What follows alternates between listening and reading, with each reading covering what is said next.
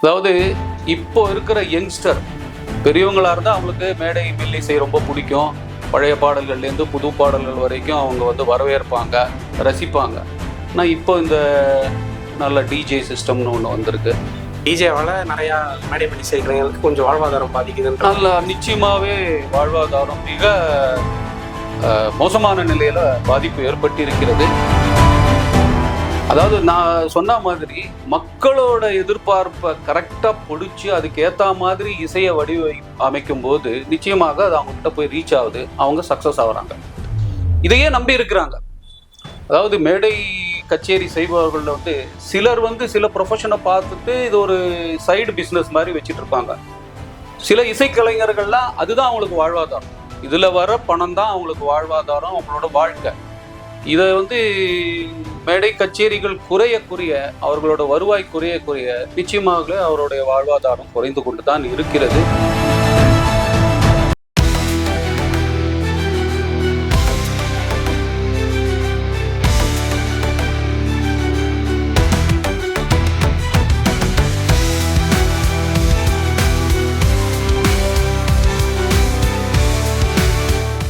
இன்று நம்மளோடு இணைந்திருப்பது ஸ்ரீராம் இசை பயணத்தின் ஃபவுண்டர் திரு வி ஸ்ரீராம் அவர்கள்.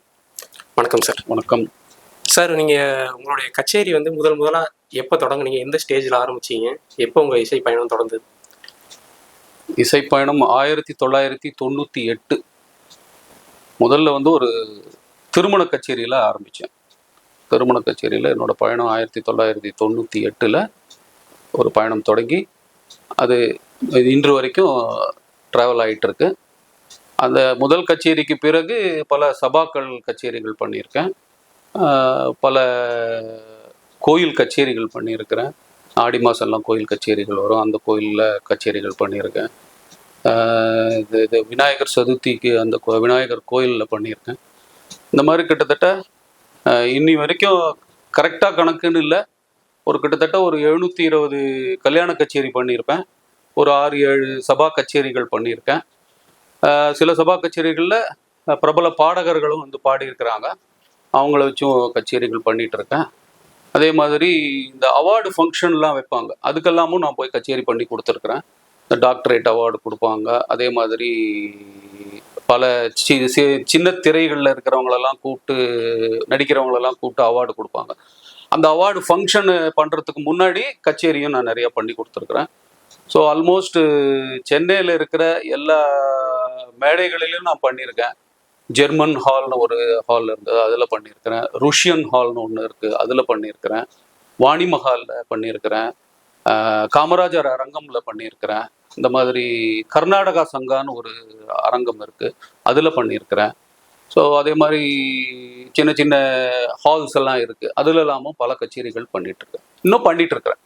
இதெல்லாம் தாண்டி நம்ம ஊரை தாண்டி வெளிநாடுகள் நீங்கள் பல கச்சேரிகள் பண்ணதாக கேள்விப்பட்டிருக்கோம். அதை பற்றி சில பார்த்தீங்க? பண்ணியிருக்கிறேன். சிங்கப்பூர், மலேசியா, அப்புறம் ஸ்ரீலங்காவில் ஒரு கச்சேரி பண்ணியிருக்கிறேன். இந்த மாதிரி பல கச்சேரிகள் பண்ணிட்டு இருக்கேன். அதில் உங்களுக்கு மறக்க முடியாத அனுபவங்கள் எதுவும்? மறக்க முடியாத அனுபவங்கள்ன்றது வந்து தமிழர்கள் எந்த இடத்துல போனாலும் நீங்கள் எந்த கச்சேரியை பண்ணி அவங்களுக்கு குரல் பிடிச்சி போச்சுன்னா அவங்க கொடுக்குற வரவேற்பு வந்து எல்லா இடத்துலையும் ஒரே மாதிரி தான் இருக்கும். வெளிநாடாக இருக்கட்டும், இந்தியாவாக இருக்கட்டும், எந்த இதுலேயும் தமிழர்களோட பாரம்பரிய உணர்வு எப்படி இருக்கும்னா அவங்க வந்து நல்ல குரலை எப்பவுமே வரவேற்பாங்க. அதுதான் சார். நீங்கள் வந்து ஒரு மேடை மெல்லிசை கலைஞர், ஆனால் இது வரைக்கும் நீங்கள் ஒரு சினிமாவில் வந்து நீங்கள் ஒரு பாட்டு பாடினது இல்லை. அதுக்கான காரணம் என்ன சார்? அதாவது சந்தர்ப்பம் கிடைக்கல. எதற்குமே ஒரு சந்தர்ப்பம்ன்ற இது வரணும். இருந்தாலும் நான் சந்தர்ப்பத்தையும் தேடிக்கொண்டு தான் இருக்கிறேன்.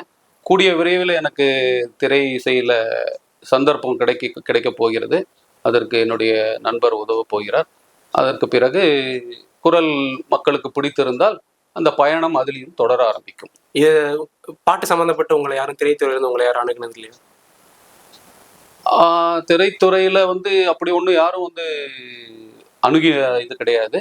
நம்மளா போய் சான்ஸ் கேட்டு இது பண்ணுறது தான் பண்ண முடியும். இப்போ திரைப்பிரபலங்கள் நிறைய பேர் உங்கள் குழுவில் முன்னாடியே பாடியிருக்காங்கன்ற மாதிரி கேள்விப்பட்டோம். அது மாதிரி யார் யார் உங்கள் குழுவில் இருந்திருக்காங்க?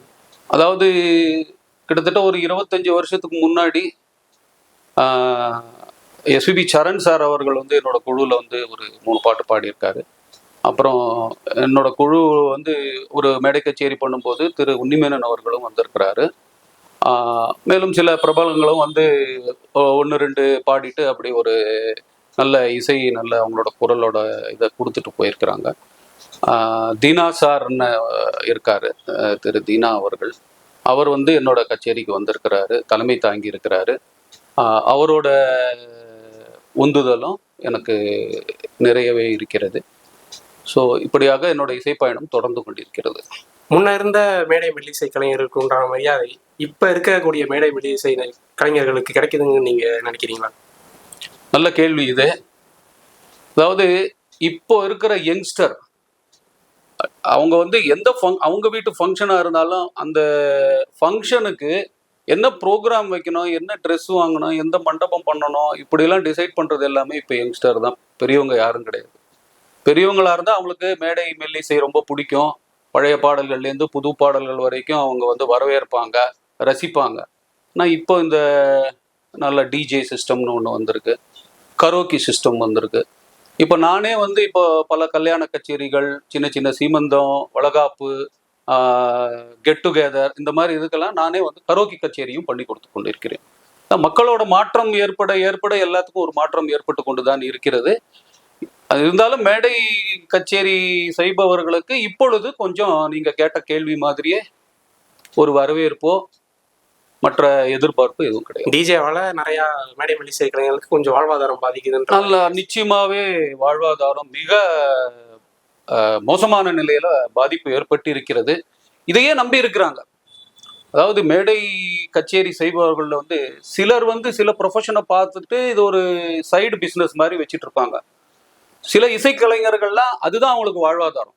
இதுல வர பணம் தான் அவங்களுக்கு வாழ்வாதாரம், அவங்களோட வாழ்க்கை.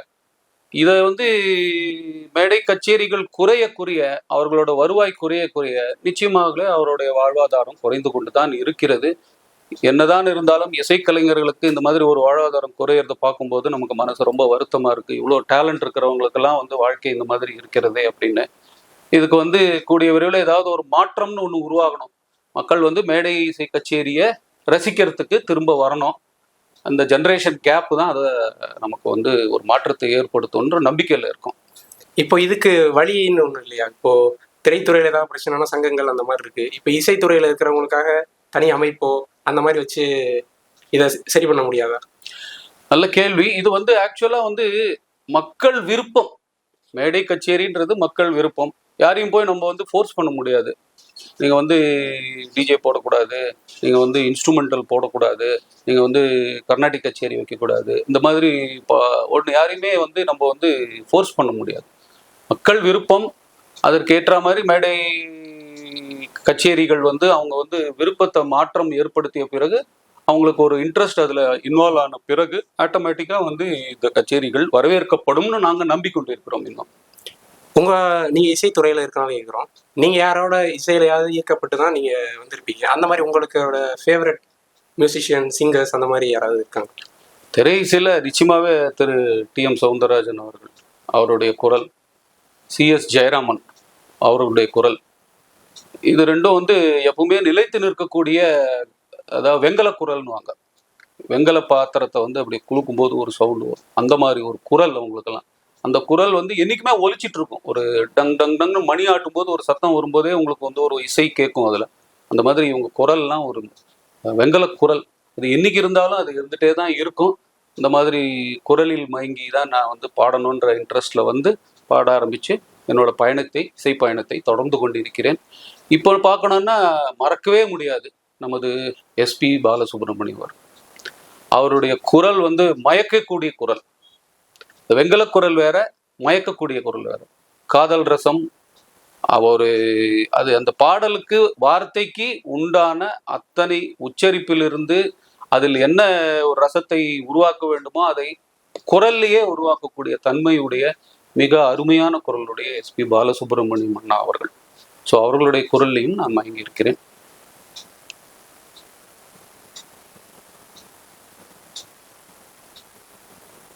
இப்போ நம்ம அரசியல் போற போக்குல உங்களுடைய அரசியல் யாரை பிடிச்சிருக்கு உங்களுக்கு? உங்களுடைய அரசியல் பார்வை எப்படி இருக்கு? அரசியல் பார்வை சொன்னேன்னா எனக்கு அப்புறம் கச்சேரிகள் வந்து கிடைக்கிறதுல ஒரு சிரமம் ஏற்பட்டு விடும். அதனால அரசியல்னு சொன்னேன்னா தைரியமா சொல்லணும்னா உங்களை கவர்ந்த ஒரு பொலிட்டீஷியனா அந்த மாதிரி?